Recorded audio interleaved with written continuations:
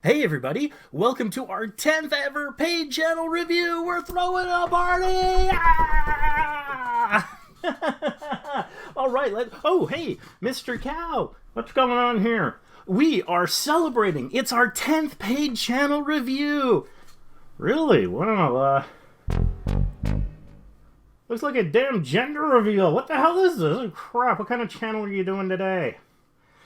Well, it's a gaming channel. A gaming. You son of.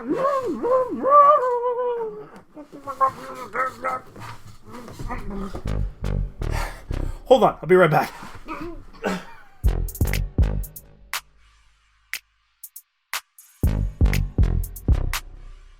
Sorry about that. Mr. Cow gets a little uppity. He certainly has his strong opinions. I'm right, you son of. Hey, Mr. Cow. I can tighten that.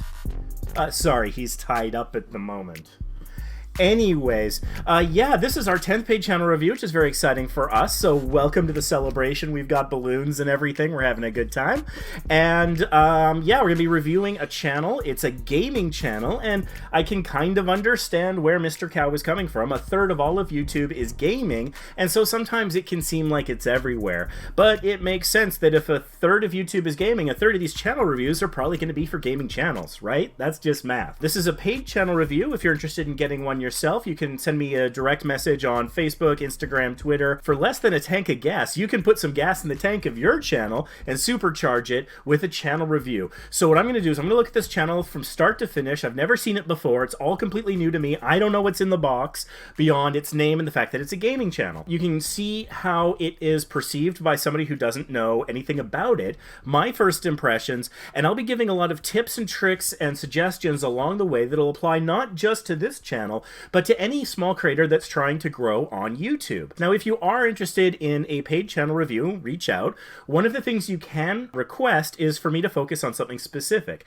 This creator has left it wide open, so I get to play God here and look at whatever I think might help the channel to grow. But if you are experiencing a particular area that you're struggling with and you need help with, mention that in the request, and I can certainly do my best to try and help you as well. I try to keep it in the neighborhood of an hour. I tend to go long. The struggles of one small channel generally are mirrored in a lot of other small channels. So even if you're not a gaming channel, this review will have value for you. I strongly recommend you watch it until the end. So today's channel is Denver Gamer, which is interesting. So let's see what comes up. That does match the picture I was provided in the request for the paid channel review. So let's take a look at Denver Gamer. So it's interesting, the name, either the person's name is Denver, like Denver the Last Dinosaur. There's a deep cut for you, 80s and 90s kids.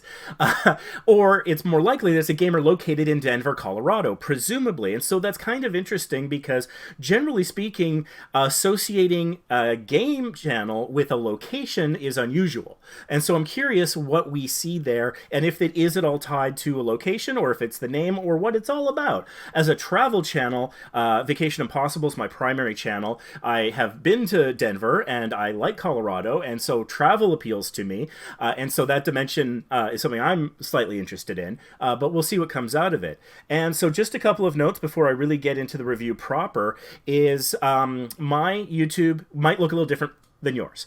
I'm using Firefox. I have it in YouTube dark mode. I have premium, so we don't deal with ads, but I also have the TubeBuddy browser plugin installed, and you can see here on this screen, the Search Explorer shows up on the side, and that's part of that browser plugin. And a lot of the TubeBuddy features that I'm going to be using today are 100% free, so I do strongly recommend, if you don't have TubeBuddy already, click the link down below and at least get the free version. The browser plugin's incredibly powerful. It's also got a mobile app that's part of the paid subscription, and its website has amazing functions too. So that's just why this might look a little different from what you're used to seeing. One thing that I wanted to talk about right off the bat is his profile picture. I really like this profile picture in the sense that it's fun. He's got a great expressive, happy face, and so I think that's great. He seems a very friendly, easygoing, approachable, welcoming kind of guy. He looks like he'll be fun to watch, and I think that's great. That having been said, the downside of this profile picture is it's just a guy. Like, if this was like a dating app or something, then that might work really well for him. However, In YouTube, one of the things you're wanting your profile picture to do is convey what your channel is about. And unfortunately, this profile picture doesn't do that.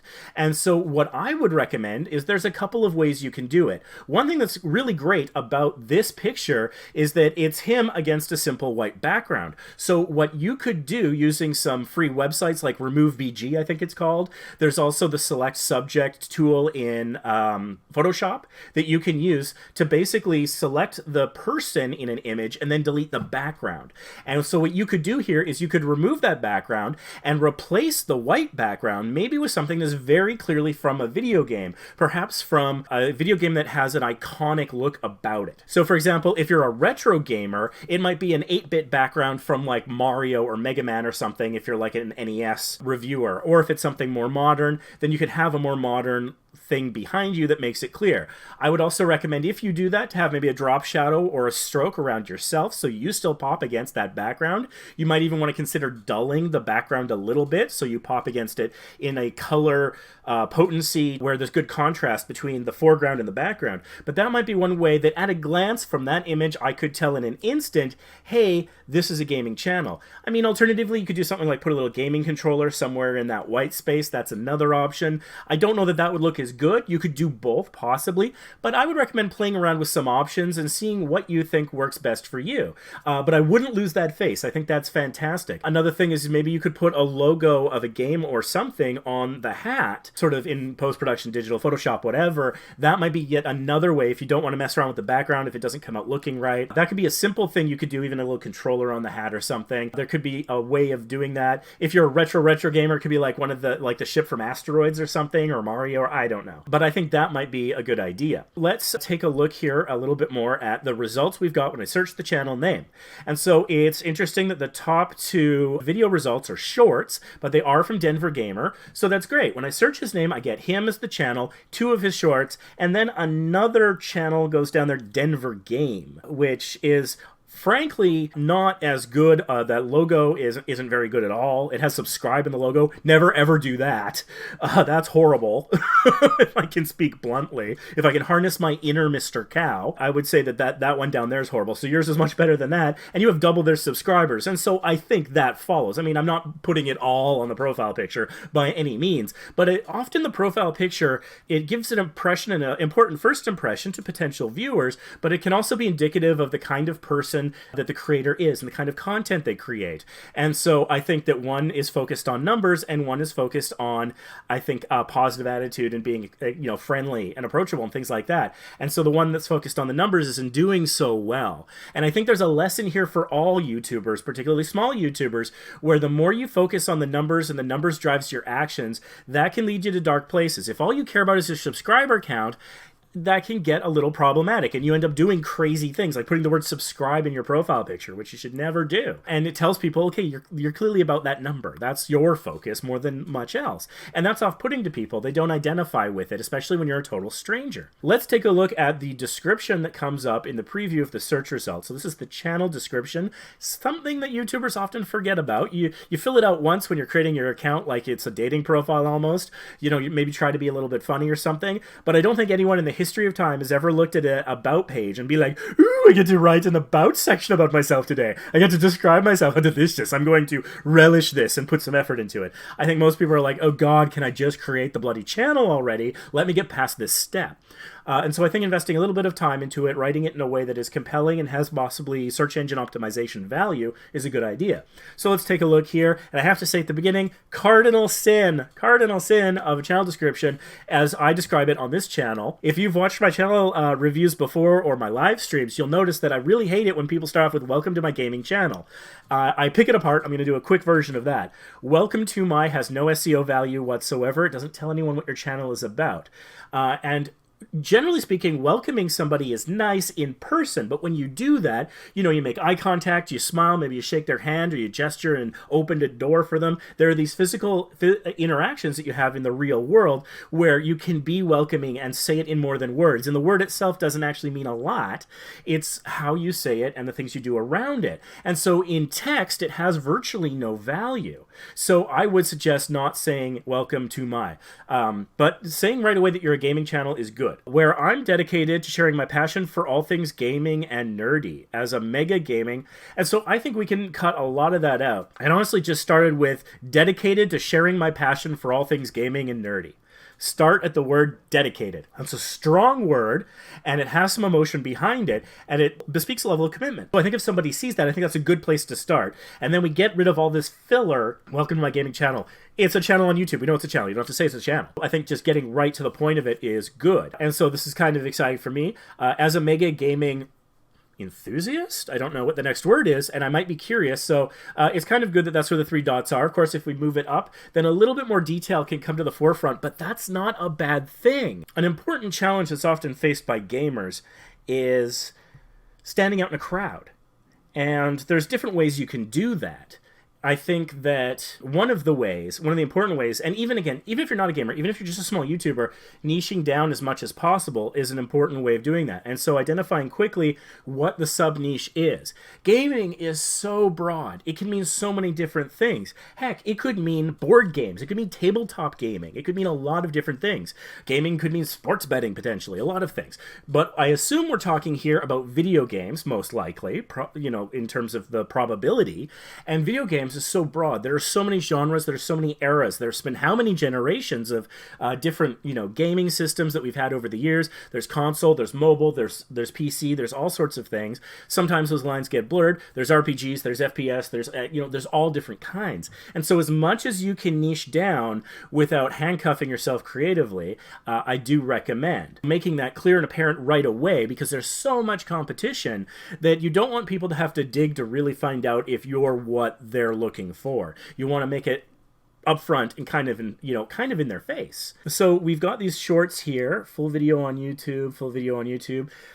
I mean, the short is on YouTube, so for those thumbnails, for those shorts, I mean, and I know that shorts, like, you used to be able to change the thumbnails, then you couldn't for a while, and I think now you can again. That's a constantly evolving situation. I don't think that on YouTube and having the YouTube logo there for a short makes a lot of sense. It would if this was on TikTok or it's a reel on Instagram or Facebook or something. That would be logical, but I think that if you are possibly uploading shorts on multiple platforms, tailoring it a little bit will also keep you from avoiding some of the issues of people thinking that it's just reusing content across platforms. And so for a YouTube short, I would not put the YouTube logo or the name YouTube in there and just say full video on Denver Gamer. Would be sufficient. Would be more than sufficient, I think. That is what I would recommend just for tweaking those thumbnails if and when you're allowed. YouTube seems to keep changing their mind about that. Mini Doom 2, 3 limbs ripped off, infected by a deadly parasite. You must save your research, drag yourself through the cores. That's a pretty cool description. And that's one thing, a lot of people don't put a lot of effort into the descriptions on their shorts, and they should. You don't just get views from the shorts shelf. If you ignore the description and other SEO things, you might only get views from the shorts shelf, but that doesn't mean it's the only place you can get them. And as you see here, they come up as search results as well. So a little SEO, a little search engine optimization goes a long way, even for shorts. And it's interesting, the next one here, it's the exact same description. And so that's interesting. But it's endoparasitic by, and then something else, which is kind of interesting. I wonder is this someone else's video? Initially, I thought maybe that was the name of the studio making Mini Doom 2. Like, maybe it's like maybe the IP isn't fully owned by ID Software, whoever they sold it to or whatever. But now I'm wondering about this other thing. So I think having the exact same description on multiple videos is problematic. And it's interesting that the view count is so drastically different between the two here. What would account for that? 2 days ago, this has literally no views. 6 hours ago, it has 341 views. That's a pretty interesting difference. And I think that there's some clear things here about why one is getting views where the other isn't. And that's a question we get in our Small YouTubers Boost Facebook group all the time. If you're not in a group, I strongly recommend it. We have something like 361,000 members right now. A lot of people helping each other, giving advice, reviewing thumbnails, all sorts of stuff. And we have guides and featured posts that have tons of tips, things also similar on this channel you can check out. But I do recommend joining it, facebook.com/groups/small YouTubers Boost. You can share your success, your frustration, and importantly, maybe learn some things and ask questions and get some answers. And so one of the common questions is, why does this short do well and this short do poorly, but they have the same description? And I think we have an opportunity here to actually answer that particular question, which I don't think I have before, in detail. And so let's talk about a couple of things. Let's talk about those two different thumbnails. Now, one has what looks like kind of a bloody or maybe it's lava, I don't know, but this red spurt that catches the eye. It's a brighter red than the side panels and the YouTube logo. And so that, I think, draws the eye. And so that color, the richness of that color, is probably part of why this has, I suspect, a higher CTR, that's click-through rate, is actually because of that spark of color. The other one's a little bit interesting. It looks like it's on a platform. Maybe it's an RPG. The top one looks like it's an action game. And so I think that the vibrance of the colors could make a difference. So here's a trick. Maybe if you wanted to play around with this thumbnail, assuming YouTube allows you, on the second video that has no views, so you're not risking anything here, if you were to open that up in Photoshop, take out, like I said, the YouTube logo and the word YouTube, because it's redundant, so you can make the space more effective. A little blank space is not a bad thing, so the eye can focus on a particular area that you want the eye to go to. And so I think because the eye is often drawn to red and vibrant colors. And so in the first one, your screenshot draws the eye, and your second one, the YouTube logo, draws the eye. And that's an important distinction. So let's take out the YouTube logo so you don't have that competition of the eye attention. But then if you take that base image that you've got, that screenshot, go into the vibrance setting in Photoshop and up it by 25 on the two settings that are available, vibrance and saturation. Just taking both of those up 25 points will make the colors deeper and richer and more appealing, more attractive to the eye, that the eye will be drawn to it. One thing that I did, I'm constantly looking for insight into YouTube, obviously, because I provide advice, I answer questions, and I'm trying to grow myself. And so I remember years ago, I was in Victoria, I was at a friend's house, and their very young child was sitting at a computer as we were playing board games, and they were just on YouTube doing their thing, but they were very young. I watched that session from the corner of my eye the entire time I was there, doing basically free market research. And one thing that I absolutely noticed, I even asked the kid a couple of times, I was like, why'd you click on that one instead of this one? And I like the colors, was his answer. And so a thumbnail that was nothing but bright, colorful balloons, that the saturation had clearly been upped on, bright, colorful balloons, that, I mean, hey, thumbnail right there. You wonder, why is he freaking out at that balloon? It's a kind of a what's in the box question where people would be enticed. So there's the expression, which I think you've got down from your profile picture, but the colors are so important. And so when I upload a thumbnail to YouTube, and I don't have data to support this, it's just my own experience, but when I upload a thumbnail to YouTube, it never appears quite as rich and vibrant as it does to me. When I have Photoshop and I'm full screen and I'm on my monitor and I have all my settings and lighting at home or whatever, but then I upload it to YouTube and it doesn't look quite like it looked originally. It looks a little muted. And part of my theory about that is that I think that the compression that YouTube has to do, because it has so much data and so many things being uploaded, it has to compress the files to make the server size manageable, because that costs money running those giant server farms. So they have to do some compression. And in my experience, that compression causes the vibrance to drop a little and you lose some of the richness of color. So even on my travel channel, where I have strict rules I follow about, I only show things that are real. I think I used a green screen effect like once for a clear joke. I never want to misrepresent a place that I go to. I want to be honest in my travels and give honest advice so that I'm authentic and I can hopefully earn people's trust and be trustworthy. But the one area where I will kind of monkey with the images a little bit are my thumbnails. And I feel justified in amping up the vibrance and the saturation a little bit to make the colors more vibrant, to counteract the compression artifacts that happen from YouTube compressing that file size for the thumbnail. So that's my, my moral and philosophical justification for doing it, but also the practical reason of it drawing the eye. And so, yeah, okay, I was talking about the example of the young child who they would click on a picture just of a bunch of bright colored balloons, even not knowing what the video is about, versus their favorite licensed character, Thomas the Tank Engine, Bob the Builder, whoever it was that they were into at the time, Transformers, whatever. They would actually click on just the vibrant picture of balloons instead because the colors were so vibrant. And so, yes, okay, that's a small child, and as we get older, we have different priorities and make different decisions, but I think that's part of that human lizard brain that we never fully get rid of, even on a subconscious level. So for me, I see these two videos, I'm clicking on the first one, not so likely the second one. I think another difference between why one of these shorts is getting more views than the other is the name, Mini Doom 2. So that sounds like a game. I recently saw something in the Google Play Store about some sort of like, it looked like a chibi kind of Doom game, and I was like, oh, that kind of was like mildly curious. I played Doom 2 back when it was new on my PC, aging myself a bit here, and so it's a recognized franchise to a lot of people, a very diverse group of people, diverse in age and location and all sorts of other criteria. And so I'm curious what that is. Also, the little art style I see reminds me of Broforce, which is a PS4 game that I enjoy quite a bit. Was it also on the Switch? Yeah, I think it eventually came to the Switch as well. Yeah, I have it on the Switch, I think. So Broforce is fun and colorful and funny, and so it reminds me a little bit of that. So that's another reason I'd be more inclined to click on it. The second one reminds me more of like a Final Fantasy type game.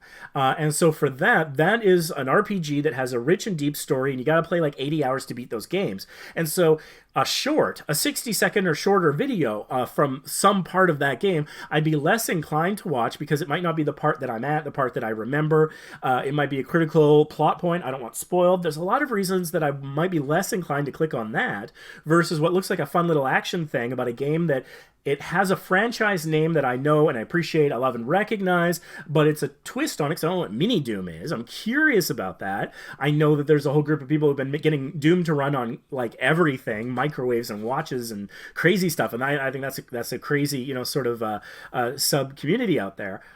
And so there's a lot of reasons I'm curious about the first one. The second one, endoparasitic, like that could mean anything. Is that the name of the game? I don't even know. So that's just a couple of reasons why one might be doing different than the other. Looking at the Search Explorer, let's see what kind of related searches are associated with this channel. I'll also point out that it does have a very good keyword score on the channel name of 70 out of 100. Very good. And again, in the competitive, very saturated, maybe oversaturated in some areas, maybe not, depends on your sub-niche of gaming. Very good is actually quite an accomplishment, so I think that's good. And so I'm seeing a Denver Gaming Wii, PSP, FF28, movie, and then some random numbers, which is weird. 007 is James Bond. I don't know about the rest of those numbers, though. One might be a zip code. I don't know. So that's interesting. It looks like this is not necessarily the most modern of games, but it does seem to be platform agnostic in the sense that if it's PlayStation Portable and the Nintendo Wii. But we'll see. We'll dive a little deeper into the channel and we'll find out. But again, these are my first impressions. And also, this gives you an idea of what YouTube associates with this channel name. And so common video tags, review, cool. Nintendo, homebrew, hey, there we go, homebrew. That's what I was talking about, the homebrew community for putting Doom 2 on everything. NES, SNES drunk. Curious.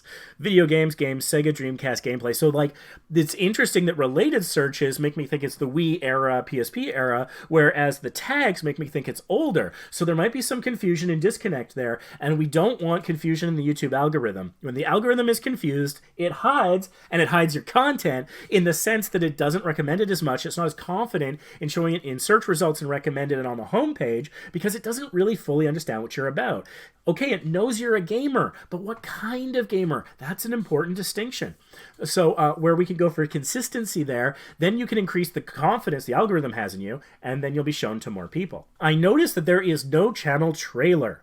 That's the first thing I noticed. So this is a very important missed opportunity. I strongly, strongly, strongly recommend that you create a channel trailer. Denver Gamer, or anyone who's interested in making a channel trailer, follow along with me if you will. Get yourself a pad of paper or open up Notepad, something like that.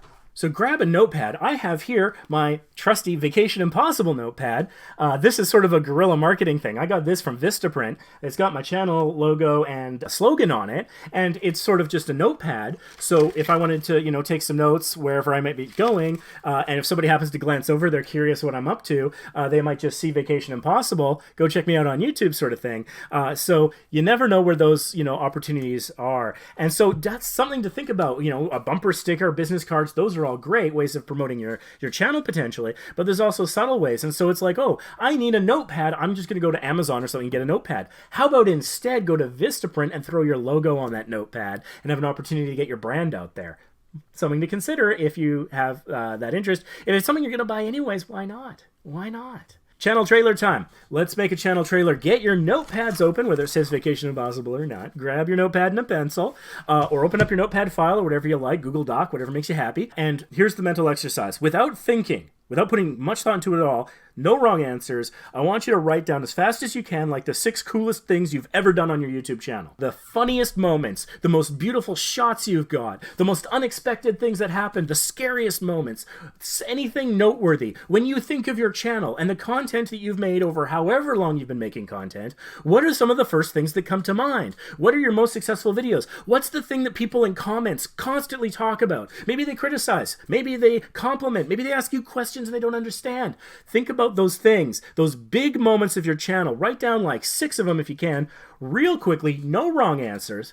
Now you have your basic structure for your channel trailer. In terms of the visuals, what you will want to do, find the clips that correspond to those 6 or 7 moments and put them together in a very quick cut, something often known as a sizzle reel, because what we are showing here is the best of the best, or maybe the most interesting of what's available for your channel, and then put that into a video. Now, you might want to use the original sound, especially if it's part of the joke or the moment, if the sound is important. You can keep that, or you could replace the sound with just music. And if you don't have music to do that with, I recommend checking out Epidemic Sound. I'll have a link down below. Here's the trick. The trick I recommend, kind of maximize, maybe take advantage of a little bit. Epidemic Sound is you get a free month. And everything you upload during that month, you'll own those videos rights forever. So what I would recommend is sign up for Epidemic Sound and find some music you want to use for your channel trailer, and then put that to the channel trailer and then upload it during that free month. And boom, there you go. And Epidemic has sound effects as well as music, and I think their paid plans are like $12 a month or something. It's incredibly reasonable.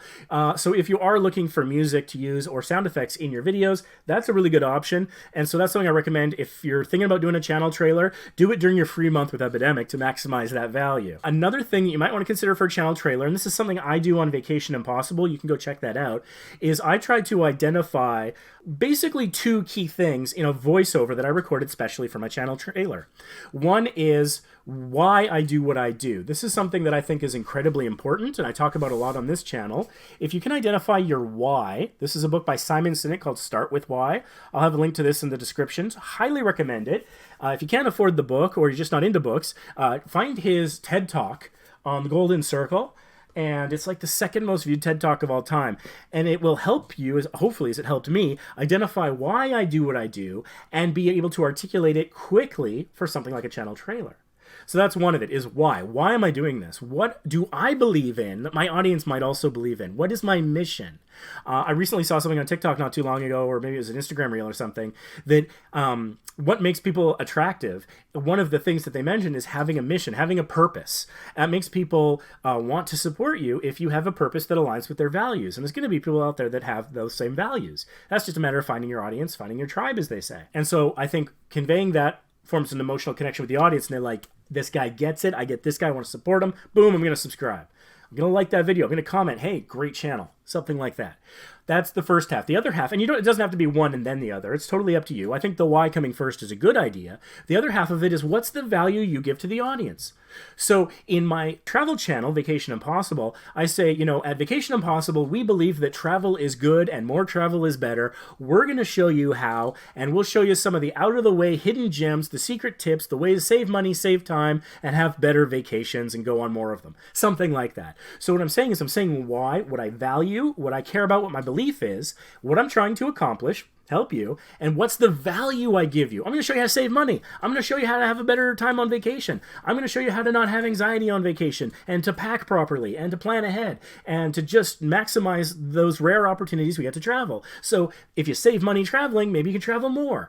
And so hopefully I very clearly spell out the value for the audience at the same time I'm telling them what I'm all about, and I'm doing it fast. People have a short attention span, and this is an important moment. They come to your channel, it's an opportunity not only for those things that I'm talking about, but also it's a free view and some watch time because the channel trailer autoplays. And I mean, I'm not a fan of auto-playing ads or auto-playing videos generally, but that's just the nature of how YouTube is. And so it's part of the platform, and so there's no reason for you not to take advantage of the fact that that is just an accepted norm of the platform with the channel trailer. Now, if you don't have something that is a designated channel trailer, in the meantime, go into your channel settings and select a video. Again, try to get on the shorter side. Not a short. I think full screen is the way to go, but something in the neighborhood of 30 to 90 seconds that maybe does a really good job of representing your channel.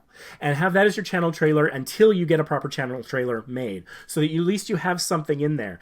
And it's more than all those things I mentioned already. Yet another reason why you'd want to do that is in the YouTube algorithm, from my experience and my understanding and white papers I've read on previous iterations of the algorithm, is that when you use more features, you get a small micro boost in the algorithm. The algorithm used to have, like, what was it, the P code or something that was calculated on a variety of factors. And they used to have other codes too. And so, like, did they have, you know, channel trailers, info cards, end screen, whatever, gave a small addition to the point total. Now, of course, the algorithm is now, it basically rewrites its own code, you know, so, like, scary, you know, kind of, you know, Terminator sort of a Skynet, you know, Judgment Day stuff there. But putting that aside, since it is sort of updating itself as it goes and as it learns, no one really knows, I think, to like a specific degree exactly how it scores and codes everything. But using more features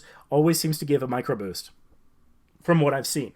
And so having channel trailer is one of those little micro boosts you can get for all those reasons I've mentioned. Also, in channel results, or search results, I should say, for your channel name, a channel trailer generally tends to show pretty high. And so thinking about those results we saw, we had that one channel that wasn't you at the very bottom of the screen. If we could get your channel trailer in there, that might bump that other channel down completely off the screen. They would then be what's known as below the fold. That's an old term from newspapers, where you'd have to unfold the newspaper to see below the fold. This would be digitally. Below the fold is when you have to scroll or basically do anything to see more. And so it pushes them out of there, and so you more fully, completely own your brand in the search results, which isn't bad. Let's take a look at your banner.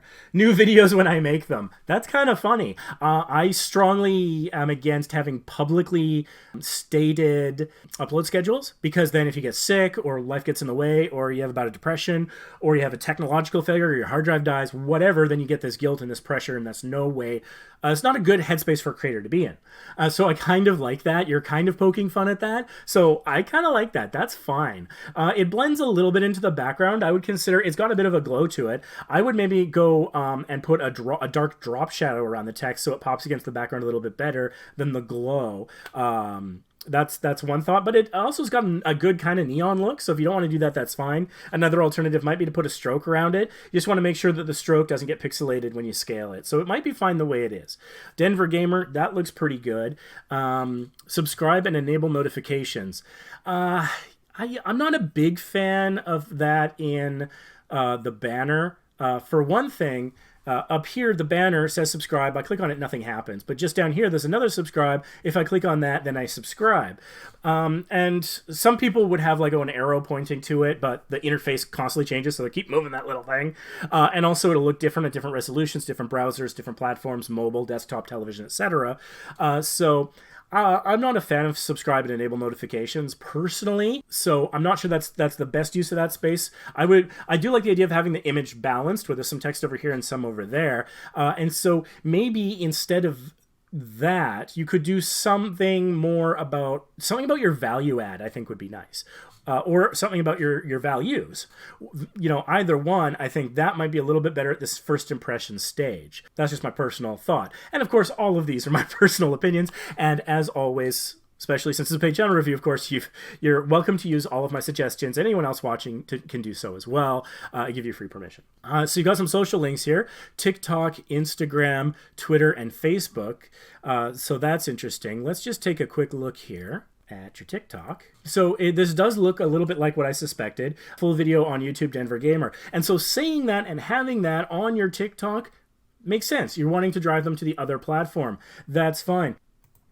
Okay, so that was your TikTok. Let's take a quick look at your Instagram here. It's interesting, the username here is Gamer of the Denver in the URL, and it says up here as well. And so this is a completely different profile picture. Which is interesting. That's very clearly a Super Nintendo controller. So this is sort of this profile picture is the opposite of your YouTube one, where this makes it very clear what you're about, but it's a little less enticing. So that's an interesting thing. It says here, Chris Gordon, if that is your real name, you might want to consider if you want your real name being out there. Let's say that your channel blows up overnight. You want people to know your full real name. Could get a little problematic with like stalkers, identity theft, things of that concern. So generally speaking, I recommend YouTubers not use their full real name. Not saying that that's necessarily what that is. Games, gamers, gaming. That feels SEO-like, although 3Gs, I don't know, maybe. But you could have more of a fleshed-out description there. And again, yeah, okay, you've got the YouTube stuff here. That kind of makes sense. Let's check out your Twitter. Mega Gaming Enthusiast, YouTube, showcasing indie, obscure, and forgotten games. Mods, news, hacks, repairs, reviews, gameplay, homebrews, and more. That's pretty good. That logo up there is not bad. I kind of like that. Reminds me of my local gaming store. Got 1,000 followers on Twitter. Not bad, not bad. And Facebook. Facebook group with 27 members is where that takes. Interesting choice. That goes to a group rather than a page. You might want to consider also a page, although we can check out your about page briefly. Facebook group, Instagram, TikTok, Twitter. So if there's other things, you can put them here. They don't all have to appear up there. If you have, for example, a Facebook page, you could also link that there, or other platforms as well, but that's pretty good. And since we're here, let's check out the about page. Welcome to my gaming channel, where I'm dedicated to sharing my passion for all things gaming and nerdy as a mega gaming enthusiast. Hey, enthusiast, I predicted that word. I create content. I'm not a fan of creators saying the word content because it's kind of meaningless jargon. Everything we create is content. Really, except when you're in the bathroom, I guess. Sorry, bad joke. I don't think content is super useful. And so even gaming related at this point, there might be a little SEO value to having gaming related in there. But beyond that, you could just say, I create gaming related tutorials, reviews, gameplay videos, pickups, and modding tips. You don't have to, you can avoid the word content. Personally, I think that's better. It's more natural. It's more the way people talk. It's more the thing that an audience would be looking for. For me, collecting video games is more than just a hobby. I feel a why coming. It's a unique form of art. It's an interactive experience that's constantly evolving, and that's why it's my favorite art form. Okay. I'm passionate about sharing my knowledge and experience with other gamers, and I hope to create a community of fellow gaming enthusiasts through my channel. You can probably drop off through my channel. That doesn't need to be added there. Just creating a community. That's fantastic. One of my crutch words, a lot of people say a lot. I'm a sew kind of guy. I'm constantly sewing. I use the word sew.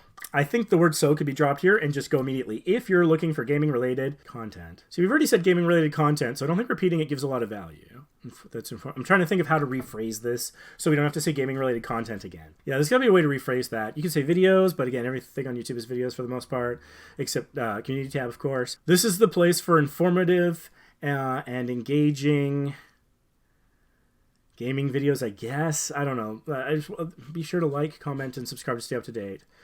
And that's okay to have a little reminder there at the end. That's fine. You got your email address and it's properly obscured. That's great. You're in the United States. Good to know.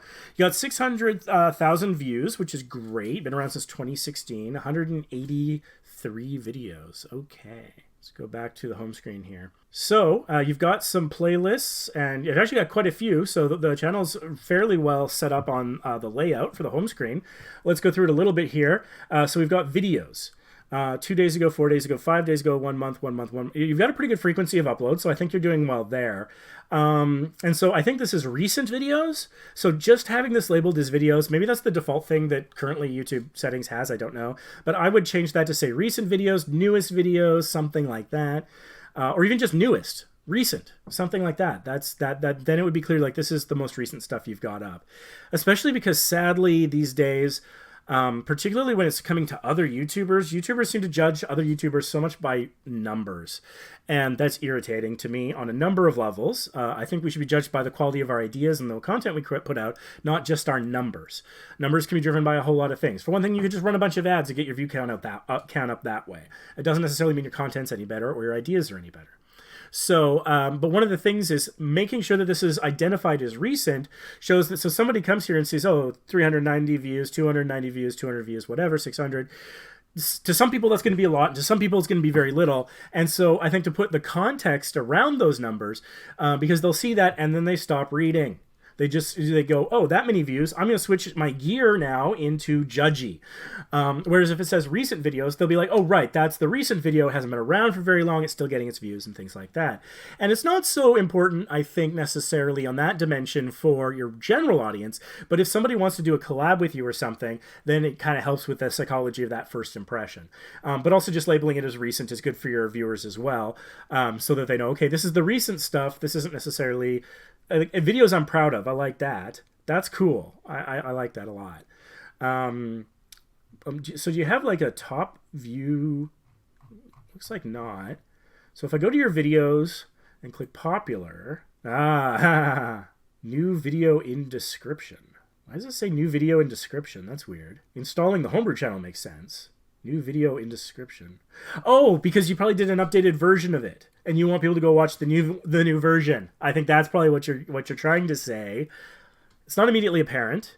Like check description for update might be better. Because then also, like, I gotta click this, I gotta get that, and then I go to another video. But if instead I click it and it says update, then I think maybe there'll just be an update in the description that I'll need to know about, and then, oh, actually go with this video, and then you kind of string them along maybe a little bit more effectively. And I sympathize with, I think, the challenge you're facing in this most popular video of yours, where you had a video, and it's about a thing that was at a point in time, in this case 5 years ago, and I think like they shut down the Wii Shop since then, for example, so that's probably why you had to do an update, I'm guessing, or just the method of getting the homebrew channel working has changed, possibly because of maybe some anti-piracy stuff that maybe they did an update on after that video came out. But I have a similar thing. Like I have videos on how to do certain things, whether it's on Small YouTubers Boost with a YouTube tutorial, or Vacation Impossible, like it's how to check into your cruise, and then they changed their website and I did an updated video, but the old video is still getting a lot of views. And I'm like, really mixed feelings, because I like that view count going up and I like getting the ad revenue, that doesn't hurt. But they're watching the outdated version, and like it might not fully mislead them, but it's not going to help them as much as the updated version. And so yeah, in the description I definitely tried to push it right at the top, info card, the end screen, trying to drive people to the new version as much as possible. Editing the title to do that is a bold choice, because you're risking interrupting the algorithmic momentum of your video by quite a lot by editing the title. I mean, also the description. One thing that I kind of did, and I mean, I'm assuming you're monetized, for those old videos that I kind of wish people would stop watching, well, I would rather they watch the new one instead. Not that I don't want them to watch my channel. I want to watch the new one. One thing I went and did is I turned on all the ads. Non-skippable, whatever. Because I'm thinking, like, if you're insisting on watching the old video, then I want to make some money off that. But also, more to the point, if they're sitting there through an ad they can't skip, and then they see at the very top of the description, oh wait, this isn't even the right video, I'm going to go click on that new one. That's one way that I'm actually driving people, hopefully successfully, to the new video, is by making the old video harder to watch. Which is kind of weird. But like if their eyes drift down, if they get bored, they're waiting, whatever, and they're like, oh, wait a minute. And then maybe I can get that click through. So that's interesting. How to update your PSP, ROM hacks, Wii hacks, repair. So this is interesting because clearly your top videos are about sort of updating technical stuff with the firmware. But the rest of it's really kind of about hacks and homebrews. Really pretty consistently. A little bit here of the 2D fighting games you may not have heard of. So hidden gems a little bit. That seems to be where you're finding the most success.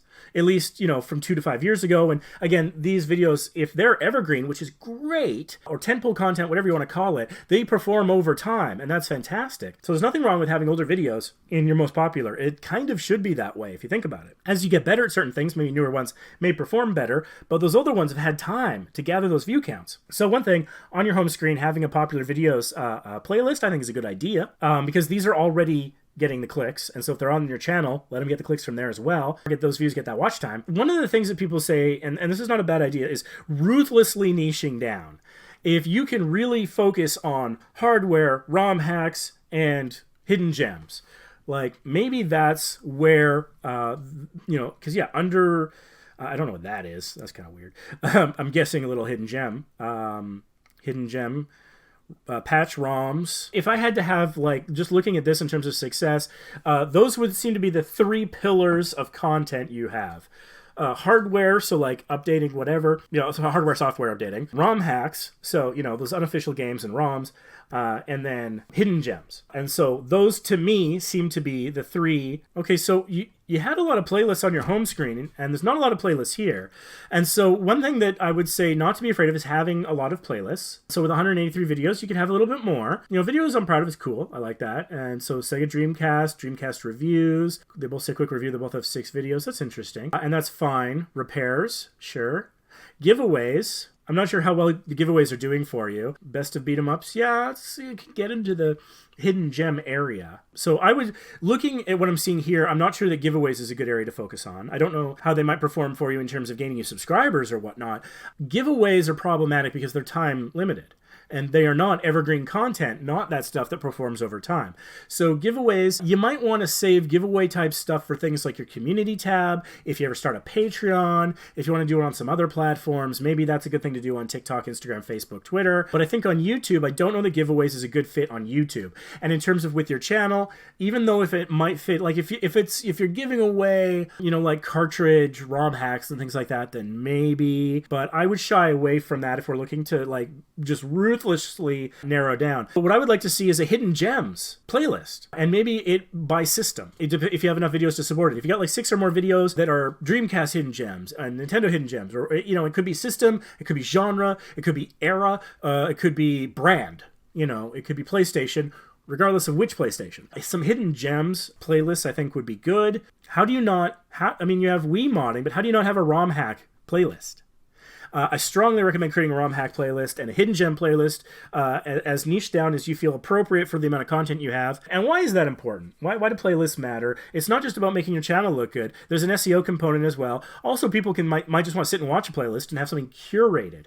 There are entire channels out there that do nothing but curate content. And so when people go to the internet, they're often looking for content, but we get so sick of searching. And so there are people out there who have basically made careers out of doing nothing but curating content. Some of it is in the form of putting stuff together like, your Daily Dose of Internet and Lad Bible and all, going further back, E-Bomb's World, who violated copyright, like, whoa. And so there's good and bad ones out there. And then there's also like React channels. And so I'm not a fan of React channels, generally speaking, but one thing that I've kind of noticed is that someone I know, I kind of stumbled across them watching a lot of React channels. And I was like, why are you watching? And like, this is low value stuff where like a guy's sitting there holding a lav mic in his hand for some reason, which that's not what that's for.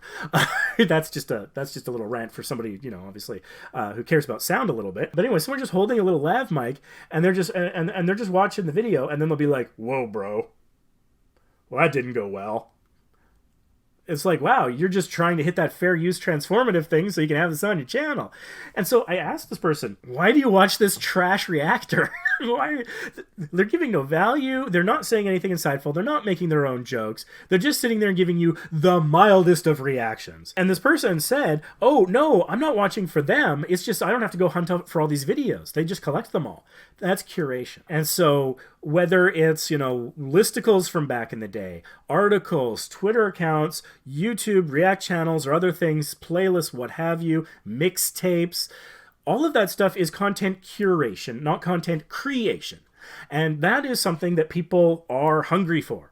And so if you are both the creator and the curator, then that gives you an advantage.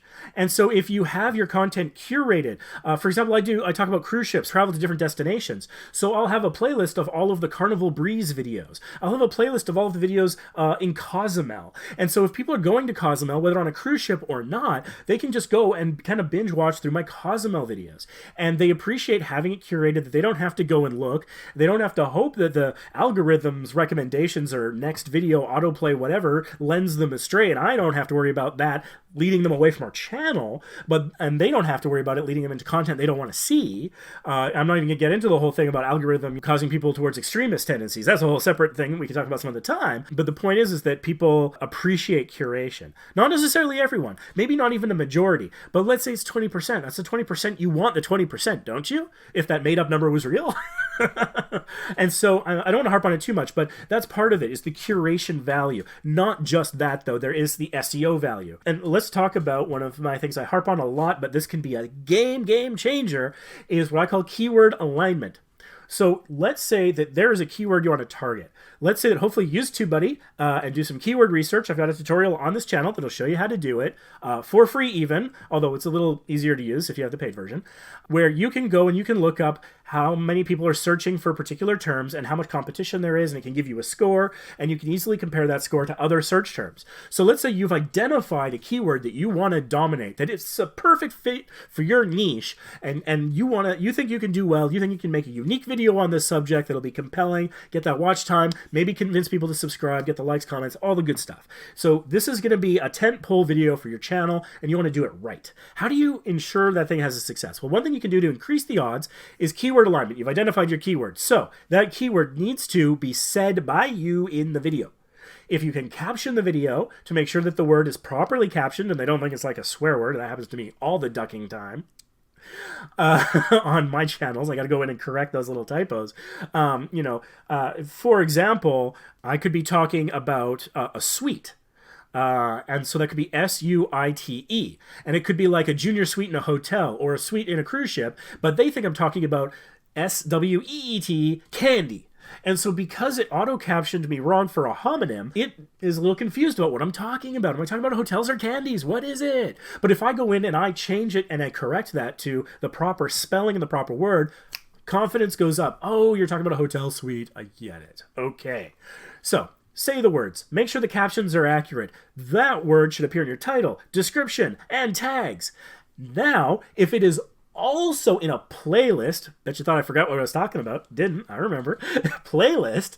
If it's the title of your playlist and it's in the description of your playlist, that further increases the confidence. Yes, most important is title, then description. Then we can debate about the other things, what's more important. And so playlist is not the most important, but playlist is an easy win. You set it up once, it's a couple of clicks to add something to a playlist going forward.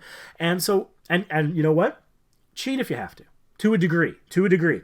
So I was recently making some playlists for some old videos. I had a bunch of videos for old cruise ships that have actually been decommissioned. But I realized, oh wait, those aren't in playlists and people get nostalgic, so I should probably make a playlist for the Carnival Inspiration. It's a ship that's no more. It was the first one I sailed on. But I had some videos for it. And I thought, you know what, I think I can get those videos to SEO a little bit better and do a little bit better. Even though it's a ship that's gone, people will miss it and they'll want to relive it. Not a lot, but enough to make it worth doing. So I created a playlist called Carnival Inspiration, and then I was like, oh, I gotta write a description. I mean, how much effort do I really want to put into this? It's an old ship. It's decommissioned. It's paper clips now. Like for all I know, these could be part of that ship. Maybe this used to be my cruise ship. I don't know. It's all been recycled. So what am I going to do to try and drive a little bit more traffic? I put in a playlist to write the description, but I don't want to invest a huge amount of time because it's not a huge amount of views that I'm going to get from this. And you want to be ruthless with your time as well. So what did I do? I went to ChatGPT. I'm not proud to say it, but I just said, hey, ChatGPT, can you write me a description for a playlist about the cruise ship Carnival Inspiration? And it spat something out. And about 20% of what it spat out was trash and inaccurate. And that's why you only it's not really a cheat, it's more of a prompt. It's a starting place. The blank page can be incredibly intimidating. And so whatever gets you going, whether it's looking at other channels or your past successes, sitting down, getting your mind off of it, so many different ways to kind of get the creative process going. But one way is let an AI get it wrong. And then you take that and then you fix it. Or you take it and you're like, this is trash, I can do better. I could say, boom, now you know what you want to say. So like I used to sell menswear years and years ago, the Sears suit department. And people would often come in looking for a tie. And every now and then you get a customer that was so incredibly indecisive. You wanted to pull your hair out, and oh, maybe I did. Don't pull your hair out. There's a better way. What I would often do after I showed them a lot of what I think the best ties would go with that shirt, that suit, whatever, their personality, their flesh tone, whatever. And they were still super indecisive. I had a tactic, and it worked every time. I would find the ugliest frickin' tie we had. I often would have it at the back of the section, under other things. It would be hidden. It doesn't make us look good that we had this ugly tie. And so I'd go and I'd grab that tie, and I'd be like, well, how about this? And every single time they're like, well, almost every single time, 9 out of 10 times they're like, oh, well, not that. Thank you, but no. You know what I think actually I kind of like, and so by knowing what they hate, it pushes them towards what they want. And every now and then somebody would be like, that's perfect. And I'm like, great, I can sell this ugly tie and get it out of the store. I don't want it here. As useful as it was in those other situations. But either way, it forced them to become decisive. And so sometimes the output from something like ChatGPT can force you to be decisive, because you can be like, oh, it's upsetting how good a job it did. Skynet again. I'm worried about my job. I'm going to tweak this. Or, oh, you got that part wrong. That is just not accurate. And that's not how I talk. Or I would never say that. Or I would use this word. Or I have a better way of saying it. Whatever it is, now you've got a place to start that isn't a scary, scary blank page. And then you can go and modify it. And then just put that as the playlist description. People aren't going to read your playlist description with the same kind of frequency or scrutiny as a video description. But that doesn't mean that the search engines aren't going to check it out. And let's talk about search engines for a second. When we're talking about keyword alignment and SEO and these sorts of things, it's more than just YouTube. Certainly when you're doing your keyword research, YouTube I think is the place to focus, but you can use other tools to focus. Maybe you want to target Google instead, whatever.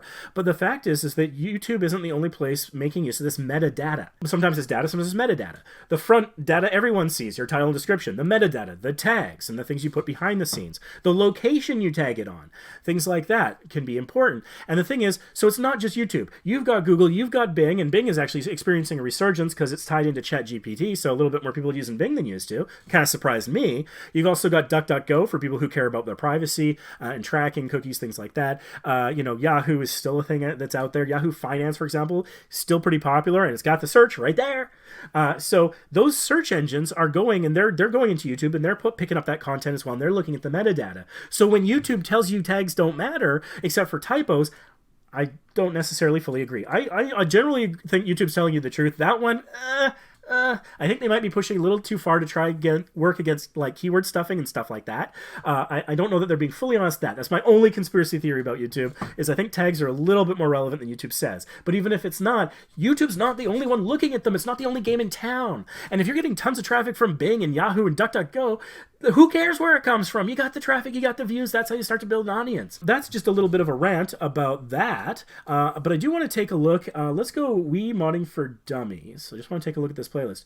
This is meant to be a crash course. Nah. Just start a crash course.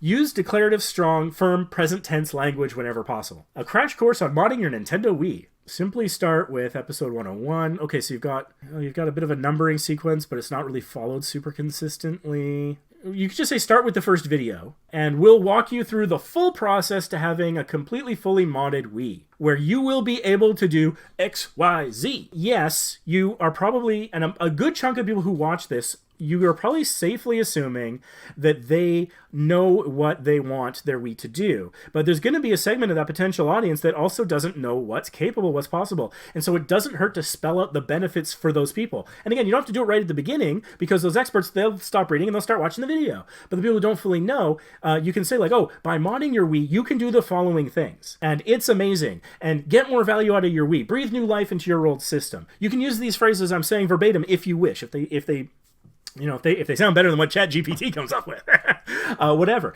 But that has value for a different segment of the audience, but also huge SEO value, where the YouTube algorithm and search engines have greater confidence of what it's about, and you're getting some of those keywords in there when you're talking about the benefits. So it's a benefit proposition with a keyword perk, let's say. And so I think that's worth doing. I think that the descriptions on playlists should be at minimum like 3 paragraphs. And they don't have to be Shakespeare. They do have to be readable, proper English to a degree. And it could just be you sitting there and just brain vomiting, just whatever comes to mind. But that helps in terms of SEO. Please help each other in the comments and keep the community positive. That's kind of nice. You can keep it there. I would probably more put that in the videos, because right here there's nowhere to comment. But it's also interesting, 11,000 views you're getting off this playlist. So this playlist is performing very well for you. It was last updated in December. It was probably last time you uploaded or added something to it. So the playlist is performing well. You can see recently if it's still performing well. Here's a big difference. Here's a big difference in your playlist descriptions. That had 11,000 views on it and a longer description, which I still think was kind of on the short side. This is, man, I love beat 'em up games. That's cool. That's fine. You need a little bit more than that. So you can go from there. You can say like beat 'em ups is a classic genre that began in the 8-bit era and continues to be popular to today, where generally speaking you're on a side-scrolling game with you or possibly friends in a multiplayer game, where you defeat enemies ranging from entry-level easy ones to complicated and intense boss battles. Looking at it, you could say something like, in this playlist we will cover some of the classics from Taito, and including portable games like Battletoads on the Game Boy, and of course the big boys that everyone knows like Street Fighter 2 and everything in between. And now we're getting those keywords. And so when that happens and you have that longer description, I don't think it's a coincidence. The playlist that is the longer description has way more views of the playlist than the playlist with the shorter description. I think that's part of it. It's not the whole story. And that's one thing I got to caution all small YouTubers from believing, is that there's one turnkey. If I just do this one thing, boom, I'll be an overnight success. Overnight success is a lie. It's as likely as winning the lottery or getting hit by lightning. It happens, and so it gets reported on when it happens, but it's not normal, and we shouldn't expect it. Be prepared for it to capitalize on it. It actually kind of happened to me on Facebook. I had a reel get 2.7 million views, and I wasn't ready. I wasn't monetized on Facebook yet. So I had something that blew up, went viral. I didn't make a penny. I got followers out of it, and I definitely learned from that mistake, because I was all focused on YouTube, and I'd forgotten, I didn't really have a lot of faith in the potential of Facebook. So be prepared for success. But anyways, what I'm saying here is, it's, success isn't just one little thing, a turnkey. It's going to be a lot of different things. So yeah, a description's part of it, but another thing, and this is something I recommend, again, for a playlist that's not performing as well as your other one, is look at the comparative CTR of all of these videos and find out what CTR is the highest, and potentially consider making that the playlist thumbnail. Now, I know you know how to do that because this is not the first video, and generally speaking the playlist thumbnail defaults to the first video, so you can go in and select a different one. You've got this Taito one here that you've selected as the playlist. Okay, it's the 8th video here. And if that's performing well, great. If it's got a CTR in the double digits, don't touch it. Double digit CTR is a blessing, and let it be. Yeah, but if it's less than double digit, here's what you can do. You can export your CTR data from Creator Studio, put it in Excel, and do a filter just for the phrase beat 'em up, because all these videos seem to have World of Beat 'em Up in the title somewhere. Oh, maybe not. Anyways, the point is that if you could sort of filter them, you can see all the CTRs and just pick the one with the highest CTR. So the video with the highest CTR, now you can get the advantage from that thumbnail on the playlist as well. Those are some things you can do to get those playlists performing for you a little bit more. All right, let's go back to your home screen and take a look here, because I did have some things to say about this. PlayStation Player's Guide, that's cool. Let's Play, World of Beat 'em Ups, yeah. Dreamcast Reviews, PS Modding for Dummies, Wii Modding for Dummies. Okay, I mean, the For Dummies thing, it's not the nicest, but it's also a brand, but also you don't want to mix up with another brand, I don't know. Oh, you do live streams. Okay, past live streams. It's interesting that your live streams, it doesn't look like you've done one for a year. And the view counts here are not phenomenal. So I would consider removing this and replacing this with your most popular videos. And it's pretty easy. You just go into your channel settings, remove this, then add horizontal playlist popular videos. And it'll auto-update as those videos' view counts update as well. My favorite channels. This is interesting. I've met 2 of these people, just to flex a little. I've met James Rolfe from Cinemassacre, and I think I met John Hancock when he was touring. He had the PlayStation Super Nintendo crossover, and I think came to Vancouver for Vancouver Retro Gaming Expo. I met him briefly there. I think that was him. I think he was touring with it. 3 million subscribers, 13 million. John Hancock only has that many subscribers? I would have expected at least double that. Probably closer to triple. That's surprising. Metal Jesus Rocks, of course. My favorite channels is a nice thing to have as a supporter of people in the creator community. I think all but one of these channels, it's Retro Rivals, is obviously the one that's smaller. I don't know that they need the help, and this is just driving people away from your channel. And so it sounds like I'm saying be a jerk, and I'm not. Back in the day, we used to have that featured channels box, and that was pretty good. But this is different. Now that it's integrated into this layout, I don't think it helps your channel. I would recommend removing it. And the thing is, James Rolfe, John Hancock, Metal Jesus Rocks, they're going to do fine without these links. And there's a lot of ways to show support in the creator community. Your live streams, it looks like you're with other people. So I don't know that this is necessary. And sometimes we just got to be ruthless. When your channel gets bigger, and if you want to do like collabs that'll help other people, that's a great way of doing it. I'm not sure that my favorite channel sections really drive a lot of traffic to begin with anyways. I think it just muddies the channel layout. It's interesting. It's only 5 shorts here. You only have 5 shorts? Oh, that's interesting. So yeah, I would consider getting a couple more shorts out, because we saw on your TikTok that you've got a lot of vertical videos. So if you've got the originals, don't upload anything with a watermark from another platform. That is a big fat no-no. The algorithms are, if they're not already, they're being trained to detect it and bury that content. YouTube's been upfront about that. I don't think that's what you're doing. That's more of a warning for other people. Looking at the view counts, this mini Doom with that red doing a little bit better than the others. So I would say remove the on YouTube and then have the rest, get a couple more shorts out there. Make it on your off days, so that you'll have sort of content coming out almost every day for a little while. You can get caught up if you got those source videos out there that you can just take the YouTube part out of. And consider about the vibrance and different things. Oh, okay, that's sort of like a revolver. When it was smaller, it looked like a completely different thing. So I'm not sure that even that image is very representative of what you're trying to show. I thought this was a platform that you would walk around. And maybe it kind of is, I don't know. But it also could be a first-person shooter perspective. Not really sure. And you may also want to consider possibly putting, instead of like your YouTube URL, which again, not necessary on YouTube, maybe the name of the game. Throw the logo of the game on there, maybe. And just consider that vibrancy thing. Feel free to tweak the vibrancy and this color saturation. Let's take a look at your community tab. How are you using that? I will be a guest on the Collectors Podcast. Cool. Doing guest spots. I do guest spots on podcasts. It's been a while, but there's one guy I feel so bad. We've been just like telephone tag. I was sick when we were supposed to record, then he got COVID when we were supposed to record the second time. But it is fun doing guest spots. I like that. It looks like, 2 years ago, 1 year ago, and then 3 months ago. You might want to consider making a little bit more use of your community tab. Something to think about again. If you want to support other creators, that's not a bad place to do it. And of course, there's the channel tab, which over here you can kind of see. If people wanted to see who you follow, they can go to the channels tab. You don't necessarily have to have the My Favorite Channels on your homepage. So let's look at some of your recent thumbnails and compare them to sort of your most popular one. PlayStation 3 Player's Guide. That's got to feel a little dated. Used, maybe? It might make that seem a little bit more relevant. If that's what you're talking about. I mean, it's over an hour long. Actually, let's go into this for just a second. Okay, so this is a longer video. And one of the things that I would say is that it's interesting aesthetic here, too, on this freeze frame. It's very like the Twitch 80s sort of thing that I see a lot. I mean, you're a fan of retro games and AVGN, so you'll probably know Pat the NES Punk, and he uses something like this during his Twitch streams on Twitch, where he does he watches 80s commercials. If you're looking for something fun to watch on a Wednesday to relax, I love watching those.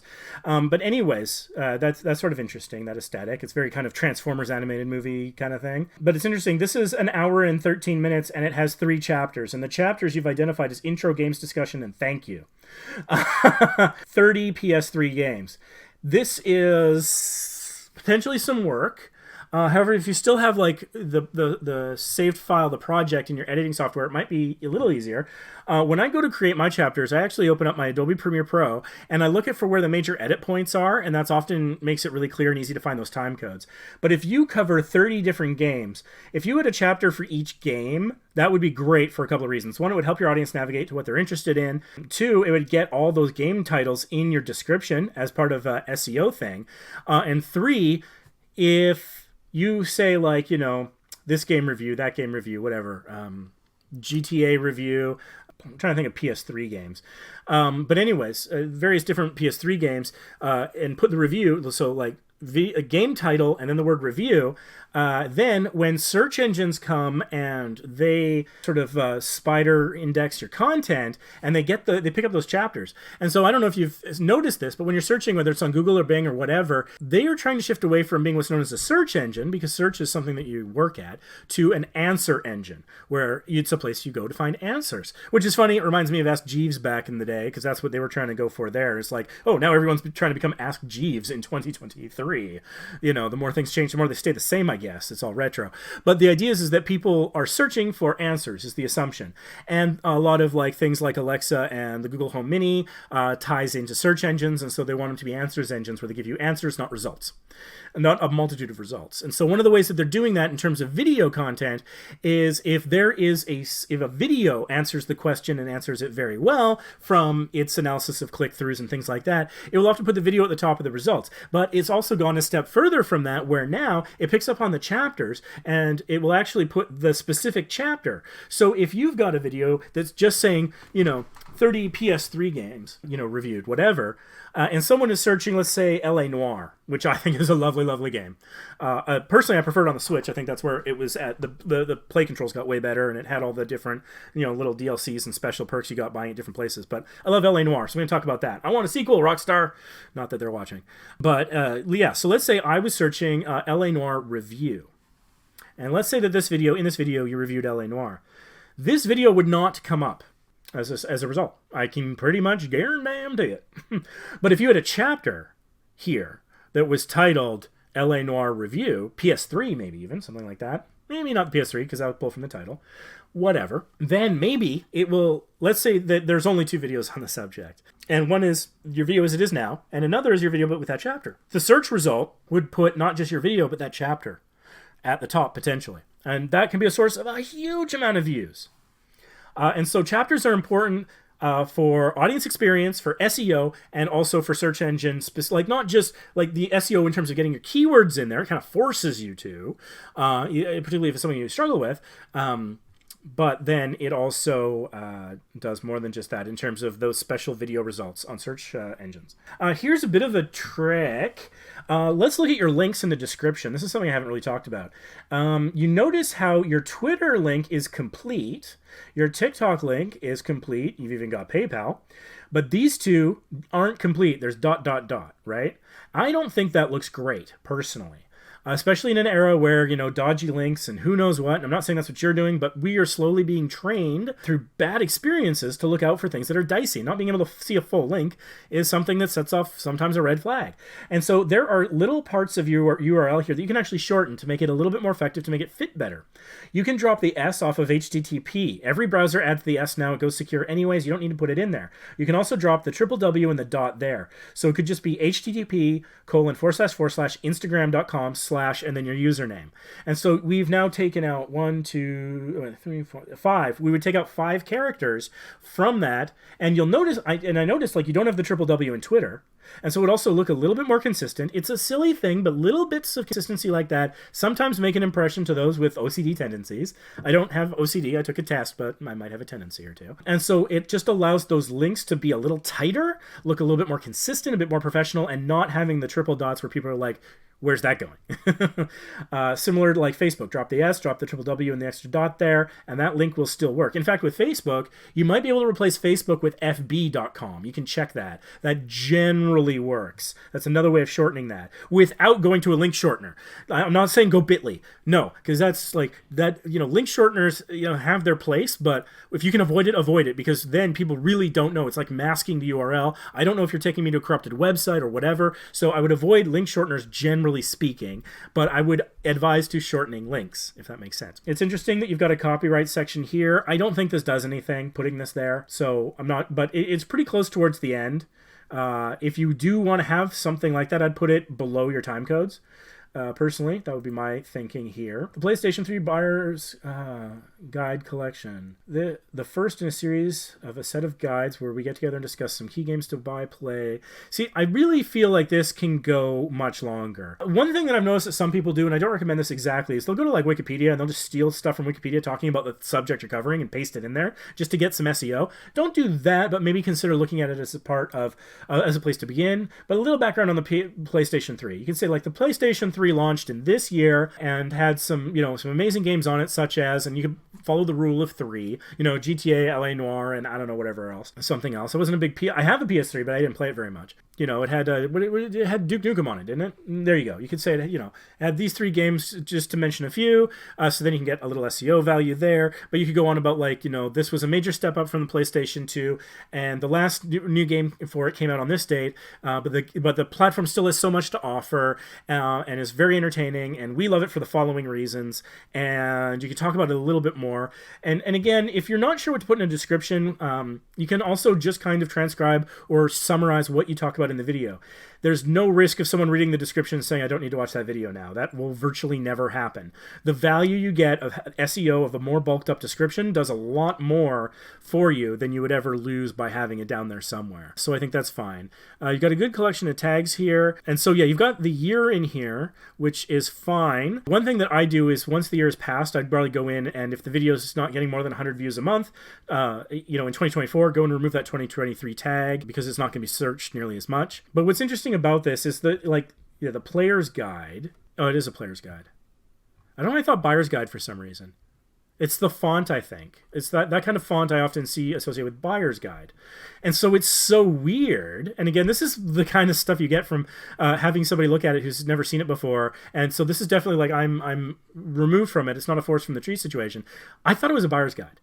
I really did. And then when I clicked into it, I was like, why is it talking about games if it's a buyer's guide? And I'm like, oh, it's a player's guide.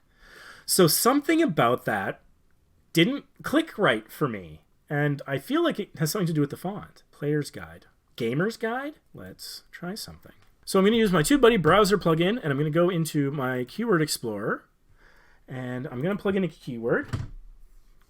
And I'm just going to do PlayStation 3 Player's Guide. And I'm going to switch to unweighted so that it's not specifically to my channel. Wow, that's excellent.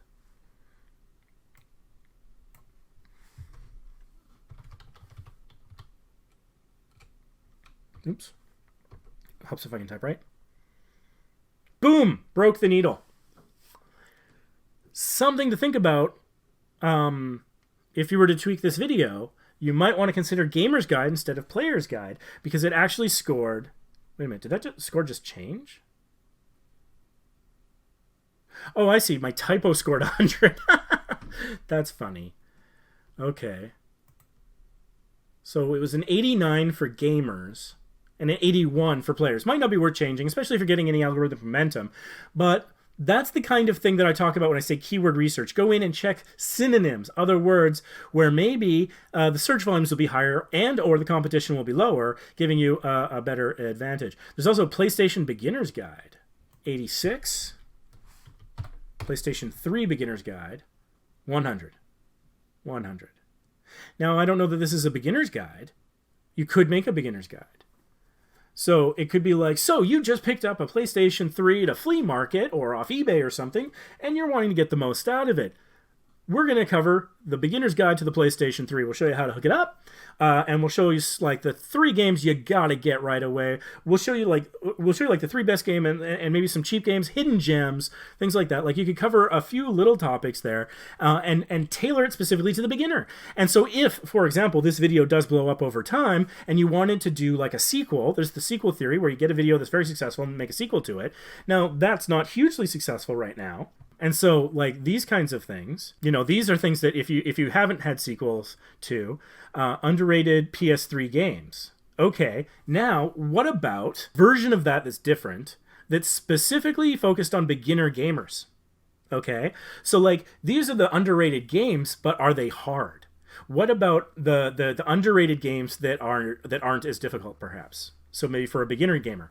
That might be a sequel that you could consider. I don't know. I noticed that you were sharing things on Reddit, which is good, and you had a good number of tags, so that's good there too. You know, and again, CTR is really important. I think your thumbnails here are pretty good. You're not putting anything where the time code goes. Although it is a little interesting here. There's this Denver Gamer logo you put here, GameCube games that had exclusive extra content. 16,000 views though. It's not bad. It's definitely one that you're proud of. That's just where gamer gets into the time code. And I generally don't recommend channels put their name in the thumbnail, generally speaking, because thumbnails are for strangers. And so the name, if it's unfamiliar, doesn't add value to strangers. But like, this is it's 3 years. If it's still doing well, then leave it be. But one of the things that I recommend you consider is if you get TubeBuddy and you get a legend level license, which I strongly recommend, there's a wonderful function that I use called A/B testing. And so you could do that with this video right here. And here's how I would recommend you do it. You can do A/B testing, which basically tests 2 different thumbnails on the same video in real time with your live actual audience, as well as sort of, anyone that the video is shown to. For a period of a minimum of, I think, 10 days, 2 weeks, it will basically alternate between the 2 thumbnails every day.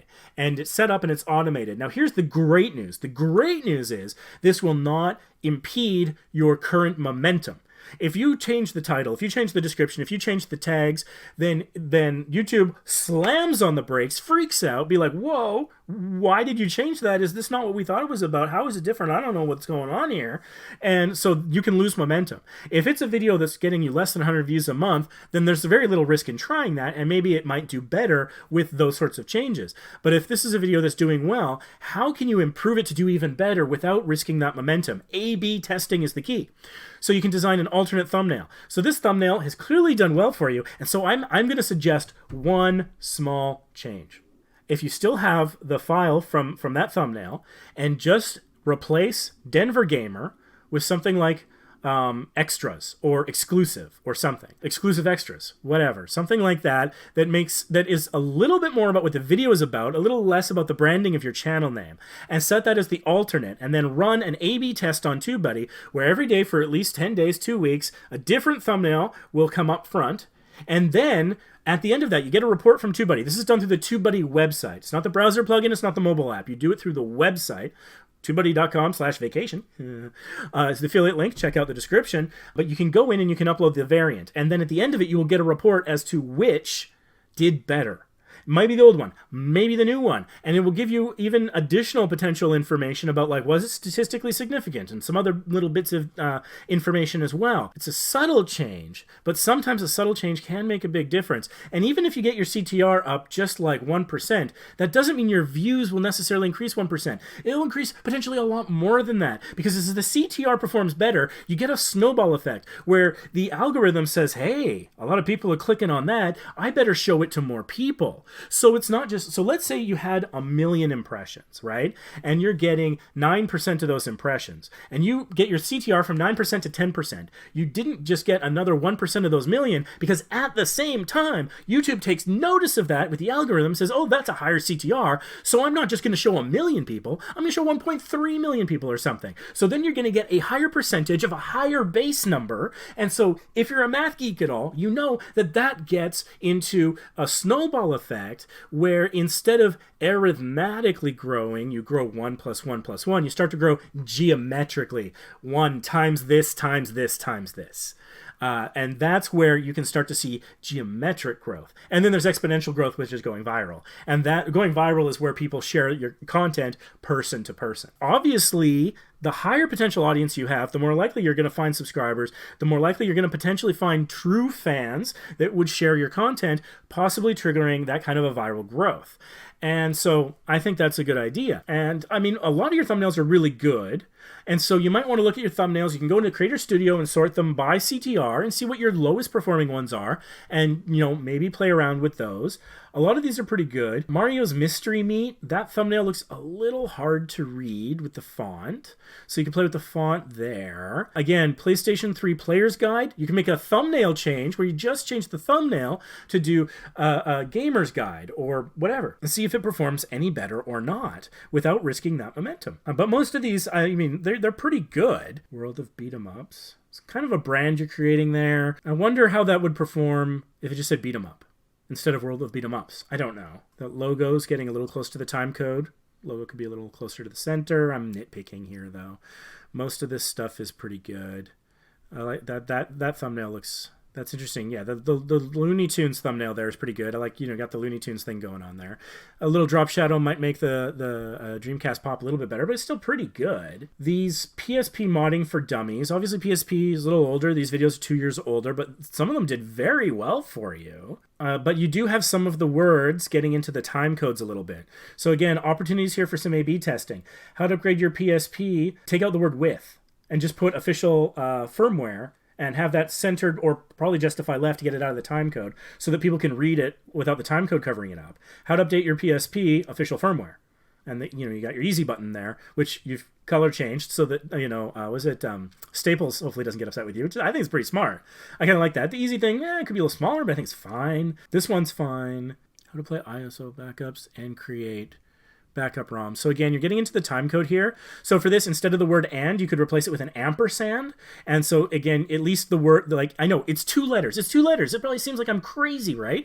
But if you take the N and the D out of it, then you push the rest a little bit more justify left. Instead of just and create backup row, you'll see create backup ROM.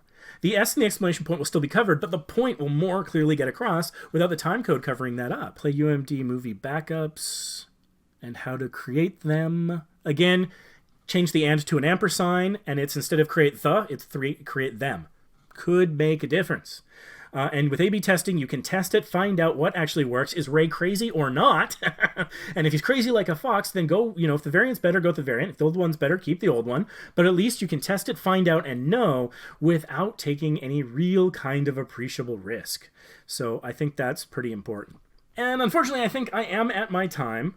So I just want to say thank you again for buying this paid channel review, and it's the number 10 channel review. Spectacular. So thanks for giving us an excuse to throw a party. And if anyone else watching is interested in a paid channel review, reach out with a direct message, instant message, whatever you want to call it. Inbox me, bro. On Facebook, Twitter, Instagram, whatever. We can negotiate a price less than a tank of gas. We can pour some gas into the tank of your channel so it can take off. I like that metaphor. Anyways, thanks so much for watching. And just a final thought about this channel. This channel is doing very well. It's got a lot of subscribers, and it's a relatively smaller video count, so it is growing quite well. It's got a lot of potential. It doesn't have major flaws. Largely what I was talking about was little tweaks. And so all the things that I talked about, I think that slightly more bulked up descriptions, a little bit more SEO focus, a little bit more optimizing of playlists, and optimizing some thumbnails, with A/B testing. I think those are some of the things that could unlock the next level of growth for this channel. Those are sort of the highlights that I want to leave you with. And if those are thoughts that work for your channel too, try them out. Let me know in the comments, what do you think about Denver Gamer? What did I miss? What do you think I got wrong? What do you think they're doing well? Because I think they are doing a lot well. Their thumbnail game, as much as I had some suggestions, their thumbnail game is actually really strong. So thank you so much for watching. Don't forget to check out the other videos on this channel. We got a trilogy about how to do SEO, search engine optimization, for your title, description, and tags. We got a video on motivation. Constantly we're in our Facebook group hearing about YouTubers struggling with motivation. I am one of them. And so I made a video about how I stay motivated, and it's part of what keeps me motivated. So if that's something you struggle with, that might be helpful for you too. Check that out. We got videos on how to get your first 1,000, 2,000 subscribers, how to get 100 subscribers a month, how to get 10 every day. The 10 every day one does cost a little bit. So you got to be willing to invest in yourself, whether it's, TubeBuddy or running ads with Propagate or getting the tools that you need, Epidemic, Photoshop, whatever. But a little investment, smart investment, can go a long way. And that includes the investment of time you spent with me watching this video. So thank you so much. Don't forget to subscribe, like if you found this video useful at all, and we'll see you in the next video. Thanks for watching.